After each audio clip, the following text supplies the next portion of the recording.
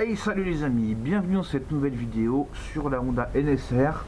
Donc là aujourd'hui on va voir la rénovation du système de freinage. Donc j'ai deux étriers. Ça c'est un étrier qui en apparence est légèrement oxydé mais en fait qui est complètement foutu. On peut voir qu'ici la vis à l'intérieur, il y en a une deuxième, elle est totalement rouillée. J'ai fait tremper dans des grippants en essayant de taper dessus, il ne vient pas. Et surtout le plus embêtant c'est que là on a les deux vis traversantes, c'est à dire qu'en fait l'étrier il s'ouvre en deux et donc ça c'est foutu. Donc j'ai trouvé un étrier beaucoup plus vieux qui est totalement oxydé mais en fait à l'intérieur il fonctionne bien. Donc je vous fais voir comment ça s'assemble normalement. Voilà, normalement ces deux parties là sont collées. Donc là j'ai mis du scotch parce que je vais sabler. Et donc en fait ici vous avez la vis de purge. Et ici vous avez l'arrivée du liquide de frein. Et en fait il y a deux pistons. Et quand les deux pièces sont ensemble, et ben vous avez des petits canaux ici et là qui permettent que ça communique. Donc surtout si vous jamais vous sablez comme moi ces pièces là, mettez bien du scotch sur les plans de la surface qui transmet le liquide d'un piston à l'autre, sinon vous allez avoir des gros problèmes. Et puis c'est pareil, le piston il y a une petite bague d'étanchéité en caoutchouc, donc on va éviter de le sabler. Donc là j'ai mis du scotch, scotch à peinture sur les deux côtés. Donc voilà à quoi ressemble l'étrier de frein d'origine.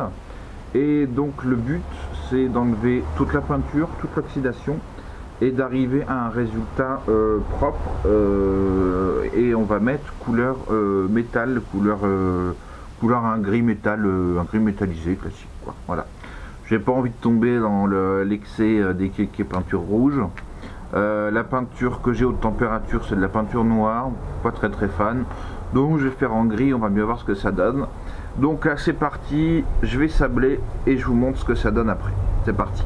Alors donc voilà à quoi ça ressemble après une première passe de sablage. On voit qu'on en a enlevé une bonne partie, mais il en reste un petit peu ici, un peu dans les circonvolutions. L'autre c'est pareil, on est pas mal, mais là on va faire encore une passe. Donc c'est avec du sable très fin que je fais moi, du sable de quartz. Allez c'est parti. Donc bien sûr quand on fait du sablage, toujours se protéger les yeux. Alors, donc là j'ai fait 3 passes à la sableuse, donc 10 bars avec du sable de quartz. Mais moi j'ai un petit compresseur de 50 litres, donc en fait on s'en sert 2-3 minutes et après ça chute en pression. Donc voilà le résultat, on est quand même pas mal, on a enlevé le plus gros. Là ici c'est piqueté, donc ça va s'enlever autrement. Donc voilà, on a déjà un résultat qui est pas mal. Et ensuite le reste on va faire à la petite brosse métallique au Dremel. C'est parti. Bon bah c'est parti pour le Dremel.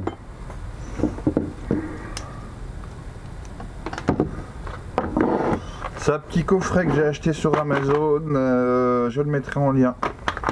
Pas cher, très pratique. Donc vous avez des brosses de différentes duretés. Je crois que celles-là sont plus dures. Alors par contre attention, les petits pics en métal ont tendance à se barrer. Donc toujours lunettes de protection. Là c'est pas du luxe, c'est même moi qui m'en tape un peu des protections. Là honnêtement c'est totalement indispensable.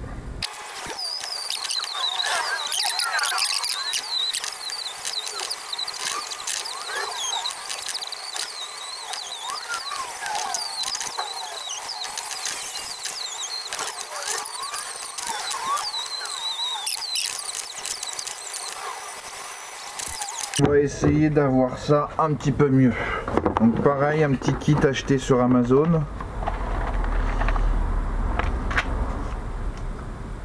Donc là je crois qu'il y en a une centaine de petits rouleaux.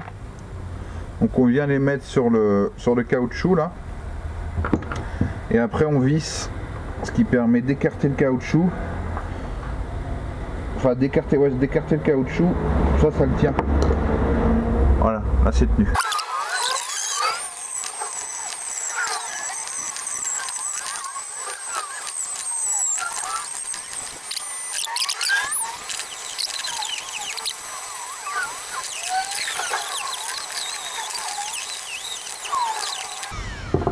Bon, donc voilà le résultat après passage Dremel et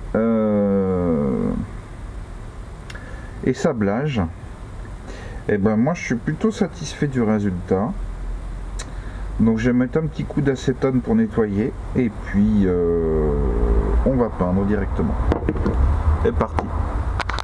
Bon, donc là pour que les pièces adhèrent mieux, on va les passer au décapeur thermique parce que là il doit faire 12 degrés à peu près.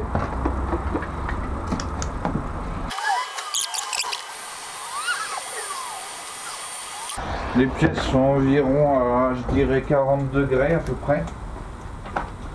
Donc là, je vais prendre de la peinture Julien Carrosserie. C'est là, voilà le numéro 527 2333. Peinture spéciale jante, gris brillant 400. Donc 400 ml. Voilà, c'est la contenance. Donc voilà. Ça, c'est un pouvoir couvrant assez bon, donc en général en deux couches on est pas mal. Donc on va faire le recto et le verso des pièces bien sûr. Alors c'est pareil, on peut chauffer la bombe un peu aussi pour réchauffer la peinture vu qu'il fait pas très chaud.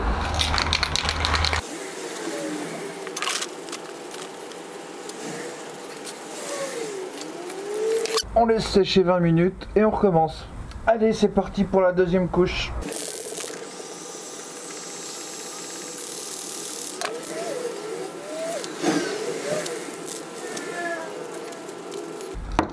Et on attend 20 minutes. Bon les amis, voilà, la deuxième couche a été passée. Donc c'est parfait. C'est largement assez propre pour des étriers de frein. L'intérieur n'a pas été peint volontairement, donc là ici on a les petits trous que je vais vous faire voir tout à l'heure par lesquels le liquide de frein passe. Donc ça c'est impeccable. Et le deuxième, pareil, on a une finition qui est tout à fait satisfaisante pour des étriers de frein. Il ne reste plus qu'à mettre une petite couche de vernis et ce sera bon.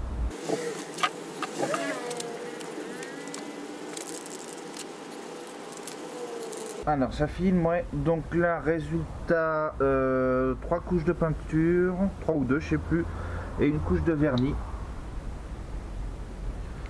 Voilà, ça rend très bien. Alors le vernis, pourquoi c'est important? Pour protéger, parce que la peinture, elle n'est pas forcément résistante au solvant, alors que le vernis carrosserie, ici, il n'y a pas de souci. Donc voilà, on n'a pas un aspect miroir, mais encore une fois, pour des freins c'est largement suffisant.